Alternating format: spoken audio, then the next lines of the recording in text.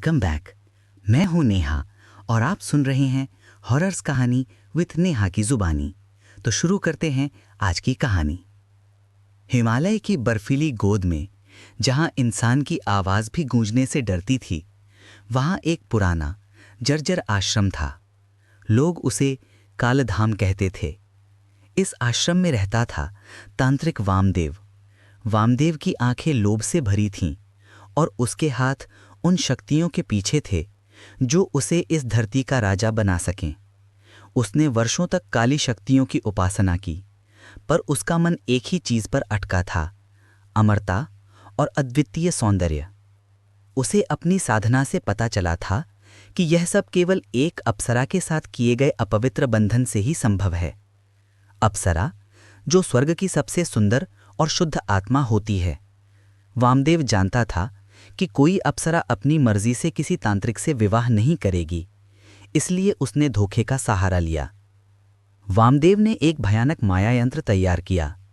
यह यंत्र ऐसा था कि जब अप्सरा को पृथ्वी पर बुलाया जाएगा तो उसे भ्रम होगा कि वह किसी पवित्र अनुष्ठान का हिस्सा बनने आई है और वह तांत्रिक के कपट को पहचान नहीं पाएगी।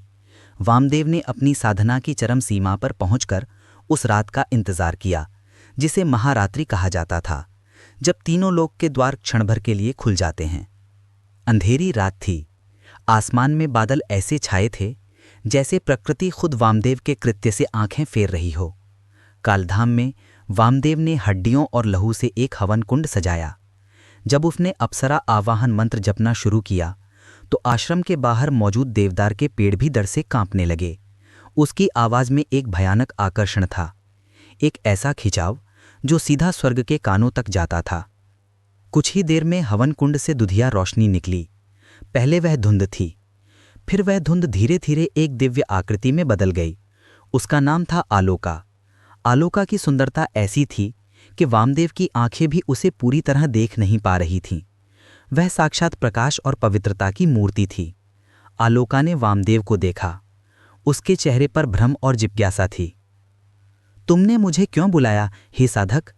आलोका की आवाज ऐसी थी मानो वीणा के तार बज उठे हों। वामदेव ने अपनी षड्यंत्रकारी मुस्कान छिपाकर अत्यंत नम्रता से कहा, हे देवी, मैंने धर्म की स्थापना के लिए तुम्हें बुलाया है। मेरा शरीर नाशवान है, पर मेरी आत्मा तुम्हारी पवित्र शक्ति के साथ मिलकर इस धरती पर अमर शांति लाना चाहती है।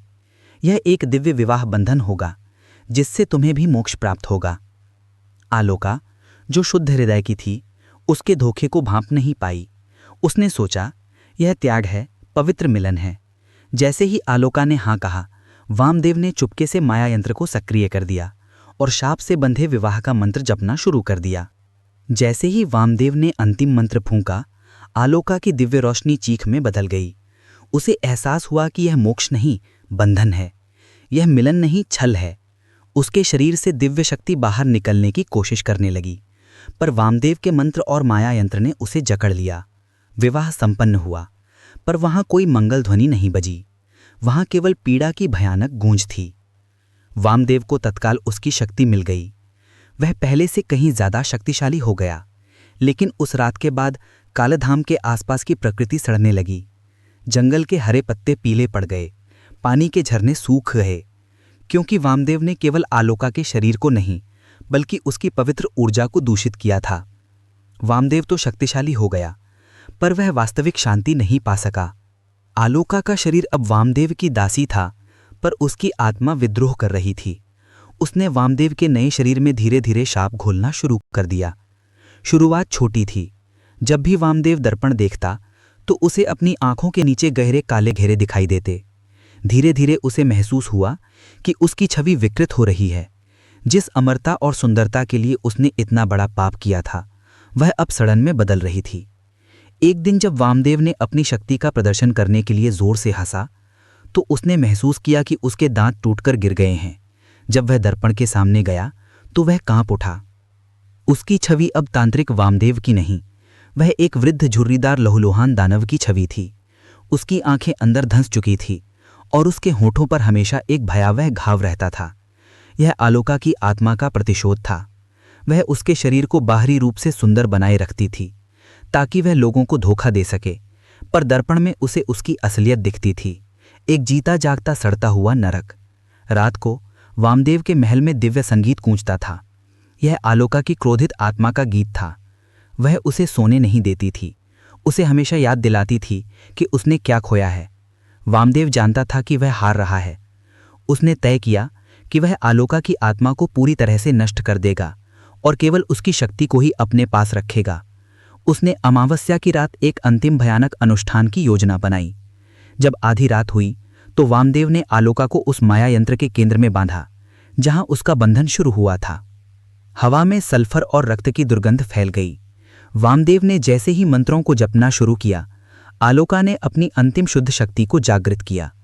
उसने अपनी शक्ति को उस धोखे भरे विवाह बंधन के माध्यम से वामदेव की ओर धकेला। यह शक्ति अग्नि नहीं थी, जल नहीं था, यह पूरी तरह से उसकी पवित्रता थी, जो अपवित्रता को सहन नहीं कर सकती थी। वामदेव की चमड़ी पिघलने लगी। वह चिल्लाया, एक ऐसी चीख जो किसी इंसान की नहीं बल्कि नरक में जलते हुए प्राणी की थी। उसका शरीर, जिसने अप्सरा को छल से पाया था, अब विरूपित हो रहा था। देखते ही देखते वामदेव का शरीर पिघलकर उस माया यंत्र पर गिरा। वह मांस और धातु का एक भयानक धड़कता हुआ गोला बन गया। जब तक वह पूरी तरह से राख नहीं हो गया, तब तक आलोका का क्रोधी परंपरागत मट्टी गीत गूंजता कहा। अगली सुबह कालधाम आश्रम खंडहर बन चुका था। तांत्रिक वामदेव का कोई निशान नहीं मिला, सिवाय उस पिघले हुए माया यंत्र के, जो अब जमीन में धंसकर काला हो चुका था। कहते हैं आज भी अमावस्या की रात को जो कोई भी उस खंडहर के करीब जाता है तो उसे दो चीजें सुनाई देती हैं। वीणा की धुन, यह आलोका का विदाई गीत है जो अपनी मुक्ति का जश्न मनाती है। एक भयानक मंद घुरघुराती आवाज, यह तांत्रिक वामदेव की सड़ती हुई आत्मा है जो अनंत काल तक अपनी हार का दर्द झेल रही है। आलोका मुक्त हो गई, पर उसने उस जगह को शापित कर दिया। कालधाम अब पाप और प्रतिशोध की कहानी सुनाता है, एक ऐसी कहानी जहां धोखे से किया गया विवाह हमेशा के लिए भयानक आतंक बनकर रह गया।